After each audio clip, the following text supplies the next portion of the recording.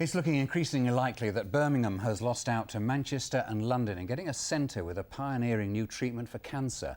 Proton therapy is a type of radiotherapy that targets cancer more precisely, causing fewer side effects for patients.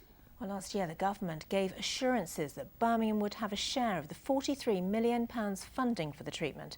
Tonight it's saying no final decision has been made. Our health correspondent Michele Paduano reports.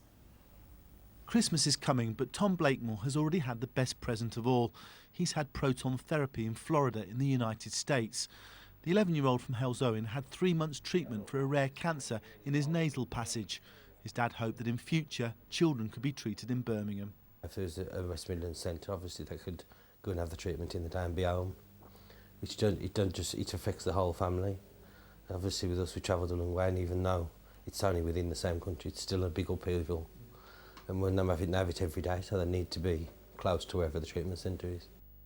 So why is proton therapy so good? Well, protons are large, positively charged particles that can be fired more accurately to kill just cancer cells.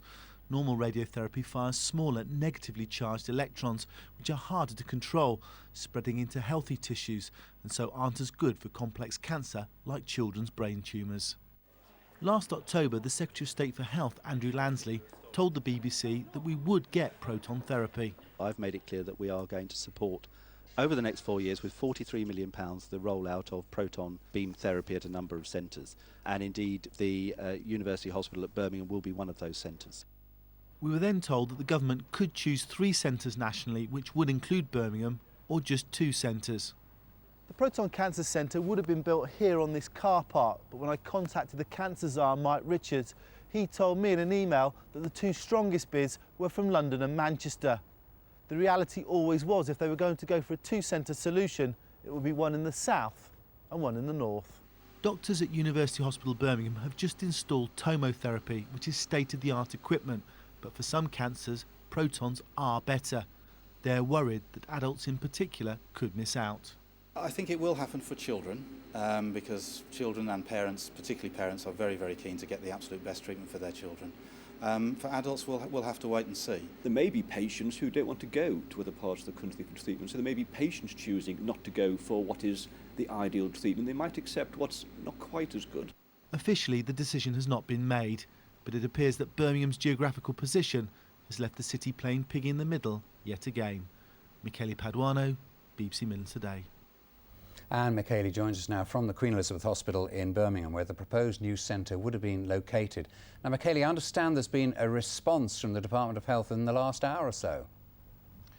Yes, curiouser and curiouser. Last week I was told definitively we would have a decision before Christmas, but tonight we've been told that no decision will be made until March 2012. There will be an announcement tomorrow, but that will be of a £150 million investment in National Proton Cancer Service. But there are still 3 hospitals in that, and that includes Birmingham, and they're looking very closely at the business case, and no final decision will be made until March. Now, for the people who've been working here for 6 or 7 years on the bid, that will be good news. If we don't get this centre in the region, how big a blow is it for Birmingham and the West Midlands? What sort of impact would it have?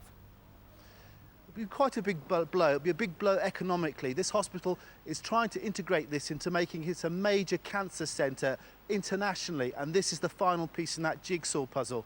There's also the question of actually trying to attract top quality doctors, and for the Birmingham Children's Hospital in particular, because this will mean treating lots of children, there is a need, obviously, to have this here to attract those best doctors. Michele Paduano, thank you. Let's catch up with more of the day's news now.